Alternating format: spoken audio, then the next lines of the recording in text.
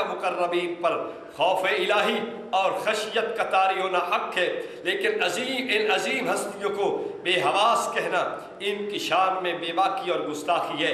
اس کتاب کا صفحہ 192 ہے، قریش صاحب اگر غیرت آپ کے اندر ہے، اگر جرت آپ کے اندر ہے، اگر حمیت آپ کے اندر ہے، اگر آپ واقعی اپنے آپ کو قریشی سمجھتے ہیں اور قریشی خون آپ اپنی رگوں کے اندر رکھتے ہیں، تو پھر آئیے جو اصول اور جو پھندا آپ نے غیروں کے لیے بنایا تھا آپ کے اپنے مفتی کے گلے میں فٹ ہوتا نظر آ رہا ہے۔ آپ کو چاہیے دیانت داری اگر آپ کے اندر ہے، اگر آپ کے اندر یہ بات موجود ہے کہ یہ بات ٹھیک ہے جو آپ نے لکھی ہے، تو پھر مفتی احمد یار نعیمی کو کہو کہ یہ بے باک ہے، نبوت کا گستاخ ہے، رحمت دو عالم صلی اللہ علیہ وسلم اور انبیاء کرام کی شان میں یہ بھونکنے اور بکنے والا تھا۔ آپ کو یہ الفاظ استعمال کرنے پڑیں گے۔ آئیے میں آپ کو آگے لے کے چلتا ہوں۔ سامعین، میری بات کو آپ انشاءاللہ تسلیم کرتے ہوئے نظر آ رہے ہیں مجھے کہ یہ بالکل بات سچ ہے کہ رضا خانیت اس حدیث کا مصداق ہے جو سرکار نے فرمائی ہے کہ یہ لوگ جب ہدایت کی پٹڑی سے گمراہی کی پٹڑی پہ چلے جاتے ہیں تو پھر آپس میں لڑائی جھگڑا شروع کر دیتے ہیں۔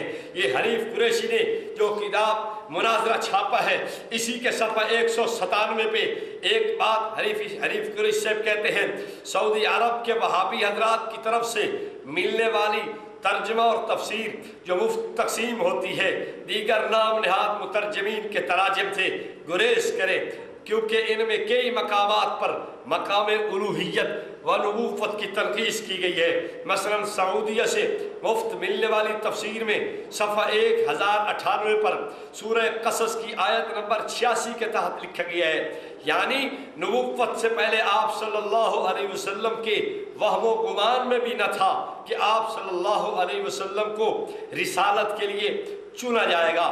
اب آپ دیکھیے، یہ حنیف قریشی صاحب یہ کہتے ہیں کہ جو یہ کہے کہ نبی پاک صلی اللہ علیہ وسلم کے وہم و گمان میں بھی نہیں تھا کہ حضور کو نبوت کے لیے چنا جائے، تو یہ حضور پاک صلی اللہ علیہ وسلم کی تنقیص ہے، حضور کی بے ادبی ہے، حضور کے مقام اور عظمت کو یہ گرانے والی بات ہے۔ یہ تحقیقات میرے ہاتھ میں ہے، سیالوی صاحب کی لکھی ہوئی۔ قریشی صاحب، جس سیالوی کو تو نے اس گستاخ قول کے اندر شروع کے اندر تسلیم کیا ہے کہ ہمارا قائد ہے، اس قائد کا حال سن۔ اس قائد نے اسی تحقیقات کے صفحہ 169 پہ لکھا ہے کہ آپ کو یہ امید نہیں تھی کہ آپ پر کتاب کا القاء اور نزول ہوگا اور تم رسول بن جاؤ گے، اور دوسری جگہ صفحہ 170 پہ لکھتے ہیں آپ کو معلوم نہ تھا کہ ہم آپ کو مخلوق کی طرف بھیجیں گے اور تم پر قرآن نازل کریں گے، اور صفحہ 170 پہ یہ بھی لکھتے ہیں تم وحی کے نزول سے قبل یہ گمان نہیں رکھتے تھے کہ آپ پر وحی نازل ہوگی۔ قریش سے جو یہ لفظ لکھے کہ پیغمبر کریم صلی اللہ علیہ وسلم کو نبی بننے سے پہلے وہم و گمان نہ تھا، وہ تو کہ وہم و گمان نہ تھا کہ حضور کو نبی بنایا جائے گا، وہ تو بنتا ہے نبوت کا گستاخ۔ اور تیرا قائد محترم، تیرا معتبر آدمی، تیرا بہت بڑا بزرگ اگر لکھے کہ نبوت کو پہلے اس بات کا گمان نہیں تھا کہ وہ نبی بنے گی، تو کیا یہ گستاخ رسول نہیں ٹھہرے گا؟ کیا یہ بے ایمان نہیں ٹھہرے گا؟ کیا یہ پیغمبر کا بے ادب نہیں ٹھہرے گا؟ کیا یہ پیغمبر کی ترقیص کرنے والا نہیں تھا؟ اگر تو سمجھتا ہے تیرا اصول ٹھیک ہے جو تو نے علماء دیوبند کے لیے مقرر کیا ہے، جو تو نے مشائخ کے لیے مقرر کیا ہے ہمارے، تو پھر تجھے سمجھنا چاہیے کہ یہ تیرا اشرف سیالوی بھی بے ایمان ہے، تیرا اشرف سیالوی بھی قرآن مقدس کا، یہ تیرا اشرف سیالوی بھی رحمت دو عالم صلی اللہ علیہ وسلم کی ذات کا توہین کرنے والا ہے۔ آگے آؤ، میں آپ کو آگے بھی لے کے چلتا ہوں۔ آپ یہ کہتے ہیں، یہ آپ کی کتاب گستاخ قول، اس کتاب کے صفحہ 201 پر اصول آپ ہی نے تجویز کیا ہے۔ خود سوچے آپ نے کیا فرمایا، لکھا ہے کہ خود سوچے کہ کیا نبی صلی اللہ علیہ وسلم کے گناہ ہو سکتے ہیں کہ جن کی معافی مانگنے کا حکم ہو رہا ہے، اور کیا یہ ترجمہ تقدیس رسالت کے خلاف نہیں؟ گستاخ قول کے صفحہ 201 پہ آپ نے یہ بات لکھی ہے۔ آپ کو پتہ ہونا چاہیے، جبکہ یہ میرے پاس کتاب موجود ہے اور یہ شیخ جیلانی رحمۃ اللہ علیہ کی کتاب ہے، سر الاسرار فیما یحتاج الیہ الابرار۔ اس کے اندر حضرت شیخ جیلانی لکھتے ہیں استغفر لذنبک ای لذنب وجودک، یعنی آپ اپنے ذنب کی بخشش چاہیے۔ اور یہ اس کا ترجمہ لکھنے والے آپ کے سلطان الششم، سلطان الفقر ششم جسے کہتے ہو، سلطان محمد اصغر صاحب، انہوں نے اس کا حکم دے کے ترجمہ کروایا ہے، اور کرنے والا ترجمہ امیر علی خان نیازی ہے۔ اس نے اس کے اندر کیا لکھا ہے؟ وہ لکھتا ہے اے نبی اپنے گناہ کی معافی مانگتے رہا کریں، صفحہ 75 کے اوپر موجود ہے۔ میں کہتا ہوں قریش سے آپ نے کہا تھا کہ جب یہ بات کہ نبی پاک صلی اللہ علیہ وسلم کو یہ کہنا کہ آپ اپنے گناہ کی معافی مانگیے، یہ تقدیس رسالت کے خلاف ہے۔ اگر قریشی تو اپنی بات پہ ڈٹا ہوا ہے تو پھر میں تجھے کہوں گا اگر واقعتاً تو قریشی ہے اور ڈبل قریشی تو نہیں ہے، ڈبل اور سنگل کا مفہوم بھی تم جانتا ہے کہ تجھے ڈبل کیوں کہتے ہیں، میں کہتا ہوں تو اگر واقعہ قریشی ہے ڈبل نہیں ہے تو پھر شیخ جیلانی پہ فتویٰ لگا کے دیکھ کہ حضرت شیخ نے جو یہ لکھا ہے تو کیا وہ حضور پاک صلی اللہ علیہ وسلم کی شان کے گستاخ ہیں؟ کیا تیرے یہ سلطان باؤ کے سارے گدی نشین پیغمبر کریم کے گستاخ ہیں؟ اگر ہے تو اپنی زبان سے کہہ کے دیکھ، مجھے پتہ چل جائے۔ آگے آئیے، میں آپ کو آگے لے کے چلتا ہوں۔ یہ میرے پاس نقی علی خان کی کتاب ہے الکلام الاوضح فی تفسیر سورہ علم نشرح۔ اس کتاب کے صفحہ 67 پہ نقی علی خان لکھتے ہیں اور پایا تجھے راہ بھولا پھر تجھے راہ بتائی۔ اور آگے آئیے، مفتی احمد یار نعیمی، اس کی بھی کتاب ہے شان حبیب رحمان۔ اس کتاب کے صفحہ 218 پہ مفتی احمد یار نعیمی لکھتے ہیں شب معراج میں آپ کو اپنی خاص صفات سے ناواقف پایا تو پھر آپ کو ہدایت دی۔ شان حبیب رحمان صفحہ 218 اور کنز الایمان بھی دیکھ۔ اس کنز الایمان میں سورہ شعراء کی آیت نمبر 20 کے ترجمہ میں مولوی احمد رضا خان نے موسیٰ علیہ السلام کے لیے ترجمہ کیا ہے کہ مجھے راہ کی خبر نہ تھی۔ اب توجہ کر، تیرے 3 اکابر نے، مفتی احمد یار نعیمی نے رحمت دو عالم صلی اللہ علیہ وسلم کے لیے نواقف کا لفظ استعمال کیا ہے، نقی علی خان نے رحمت دو عالم صلی اللہ علیہ وسلم کے لیے راہ بھولے کا لفظ استعمال کیا ہے، مولوی احمد رضا خان نے حضرت موسیٰ علیہ السلام کے لیے بے خبر کا لفظ استعمال کیا ہے۔ اور تجھے پتہ ہونا چاہیے تیری اسی کتاب جو تیری تائید و تصویب اور تصدیق کے ساتھ چھپی ہے، اس کے صفحہ 158 کے اوپر لکھا ہوا ہے کہ بھٹکا ہوا ہونا، بے خبر ہونا، نواقف راہ ہونا، راہ بھولا ہوا ہونا، یہ مقام نبوت کی ترجمانی نہیں ہے۔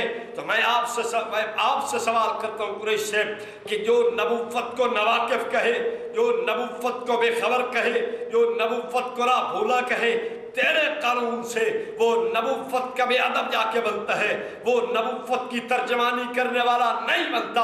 اگر تو نے اپنے قانون اور ضابطے کو صحیح سمجھ کے یہ بات کہی ہے اور یہ لکھی ہے تو پھر تجھے تسلیم کرنے میں آپ نہیں ہوگا کہ یہ تینوں تیرے بزرگ پیغمبر کریم صلی اللہ علیہ وسلم کے گستاخ جا کے ٹھہرتے ہیں۔ آگے چلیے، میں آگے آپ کو لے کے چلتا ہوں۔ مفتی احمد یار نعیمی صاحب کی یہ کتاب میرے پاس موجود ہے۔ اس کتاب کی یہ رسائل اویسیہ، اس کتاب کے اندر ایک رسالہ موجود ہے مدینے کے اہم اور مشہور واقعات۔ اس کے صفحہ 17 اور 18 پر مفتی احمد یار نعیمی لکھتے ہیں، کہتے ہیں جس نے زمین اور اونچے اونچے آسمان بنائے، یعنی خدائے رحمان جس نے عرش پر قرار پکڑا، جس نے عرش پر قرار پکڑا۔ آگے چلیے، مفتی محمد حسین نعیمی اور ڈاکٹر سرفراز نعیمی کا مصدقہ ترجمہ، نظر ثانی کیا ہوا ترجمہ، انہوں نے سورہ الف لام میم سجدہ آیت نمبر 4 اور اس آسان ترجمہ قرآن کا صفحہ 896، اس کے نیچے ترجمہ یہ درج ہے۔ کیا ترجمہ یہ درج ہے کہ اللہ ہی ہے جس نے پیدا کیا آسمانوں کو اور زمین کو اور جو ان کے درمیان ہے 6 دن میں، پھر اس نے عرش پر قرار کیا۔ قریش صاحب اب اپنی معتبر اور ثقہ اور منظور و مقبول آپ کی کتاب جو ہے اس کو دیکھیے، اس کے صفحہ 177 پہ یہ بات موجود ہے کہ اللہ کے عرش کو فرشتوں نے اٹھا رکھا ہے۔ تو جب اللہ تعالیٰ کو عرش پر مستقر مانا جائے تو لازم آئے گا فرشتوں نے معاذ اللہ تعالیٰ کی ذات کو سر پر اٹھا رکھا ہے، اور یہ کفریہ عقیدہ ہے۔ میں کہتا ہوں حنیف قریشی صاحب رحمت دو عالم صلی اللہ علیہ وسلم کی بات 100% سچ نظر آ رہی ہے مجھے، اور تمہارے اوپر صادق نظر آتی ہے کہ تم نے اپنے اکابر کو کافر کہہ دیا ہے۔ تیرا مفتی محمد حسین نعیمی بھی تیرے فتوے سے کافر کیا ٹھہرا، تیرا ڈاکٹر سرفراز نعیمی بھی تیرے فتوے سے کافر کیا ٹھہرا، اور فیض احمد اویسی جس کی تعریفوں کے تم نے پلوان دیے ہیں وہ بھی تیرے فتوے سے کافر نظر آتا ہے۔ اور اگر تو واقعہ اپنے اصول میں صادق ہے تو اپنی زبان سے بھی کہہ دے کہ یہ لوگ کافر تھے۔ آگے آئیے، اسی اویسی نے ایک کتاب لکھی ہے، کتاب کا نام ہے انسان اور بھول۔ اس کے صفحہ 329 پہ اویسی صاحب لکھتے ہیں انہوں نے اللہ کو بھلایا، اللہ نے انہیں بھلا دیا۔ صفحہ 329 پہ یہ لکھتے ہیں انہوں نے اللہ کو بھلایا، اللہ انہیں بھلا دے گا۔ آپ مجھے بتائیں قریش صاحب، آپ نے اصول اس کتاب کے اندر درج کیا ہے، اور اس کتاب کے صفحہ 202 کے اوپر درج ہے کہ ان وہابی تراجم میں تقدیس الوہیت کا خیال نہیں رکھا گیا، اس لیے کہ بھول جانا یا بھلا دیا جانا مخلوق کے ساتھ خاص ہے۔ اب آپ بتاؤ اس اویسی نے کیا اللہ جل جلال کی الوہیت کے تقدیس کا خیال کیا؟ ہرگز نہیں کیا۔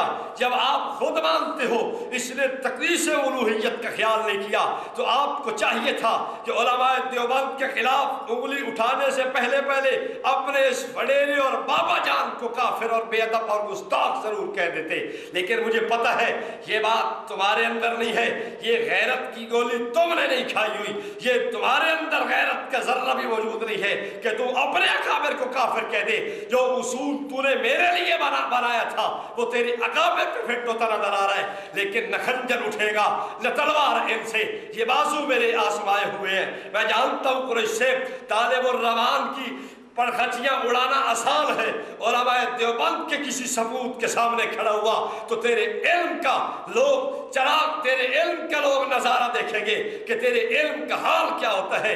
آگے آ، میں تیرا ایک اور تیرا مسئلہ عرض کرتا چلا جاؤں۔ یہ کتاب تیری مشہور و معروف اور معتبر کتاب، کیا کروں مجھے بار بار اسے پیش کرنا ہے اس لیے کہ یہ تیری بڑی عمدہ کتاب سمجھی جا رہی ہے، اور اس کتاب پہ تجھے بہت نازا ہے اور تیری بڑی تعریفوں کے بول باندھے جا رہے ہیں۔